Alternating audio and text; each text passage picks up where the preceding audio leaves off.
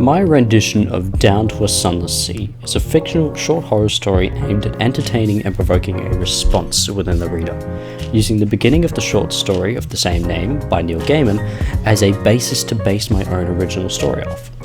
I chose the fictional short story format due to my love of fictional stories I commonly play/read, which allowed me to create my own world and tell a story entirely of my own creation.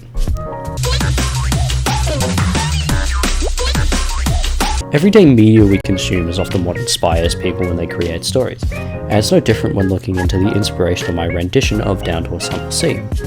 Throughout the years, I have watched videos and played games mainly focused about horror, such as games like Five Nights at Freddy's, or media such as Greylock, when the intention of such media is to provoke a reaction in the player/reader, whether that be fear in the form of a jump scare or a scary antagonist, or uneasiness in the form of grotesque imagery or tension, which is exactly what I plan to achieve in the reader throughout my story.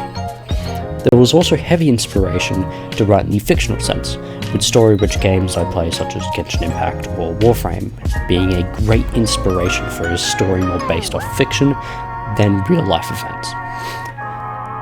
Of course, our main inspiration was the original outcrop of Neil Gaiman's Down to a Sunless Sea, of which certain aspects from the story were kept, such as the character of the strange woman, who is a reoccurring character throughout the story, and the matching setting/character of the town/townspeople.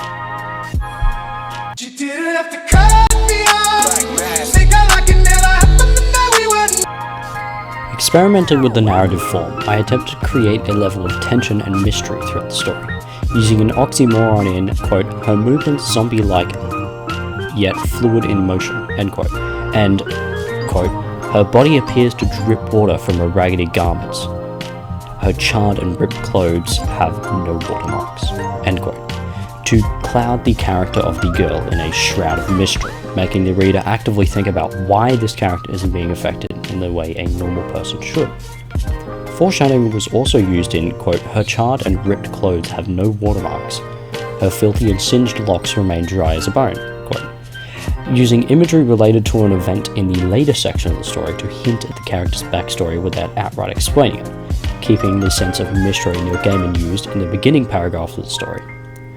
Finally, I used personification near the end of the story in, quote, the flames lick at Esther's feet, hungering for more than just oak to feast on, end quote.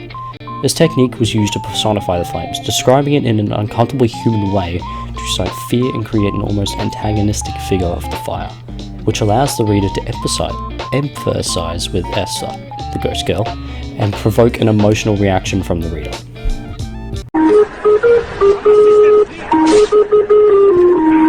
The writing process of my piece was fairly straightforward.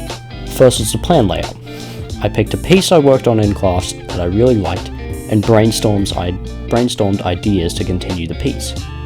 As stated before, I am a really big fan of horror and really wanted to write a piece based off fiction that I could sprinkle appropriate amounts of horror into, and Down to a Sunless Sea had a great setup for an expanded story. Next was drafting. I had a basic idea for the story, a beginning and an end, but what went into the middle was admittedly done fairly impromptu, which did end up shooting me in the foot later, but that's just really how I write. Neil Gaiman created the character of the woman, a mysterious figure with no outlined background or personality, which provided a great base to work off and build the story around, which is something I really took advantage of. The main challenge throughout the story was writer's block. Creativity came and went, and without much real planning for the fillings of the story sandwich, the creative juices didn't flow as well as I would have liked.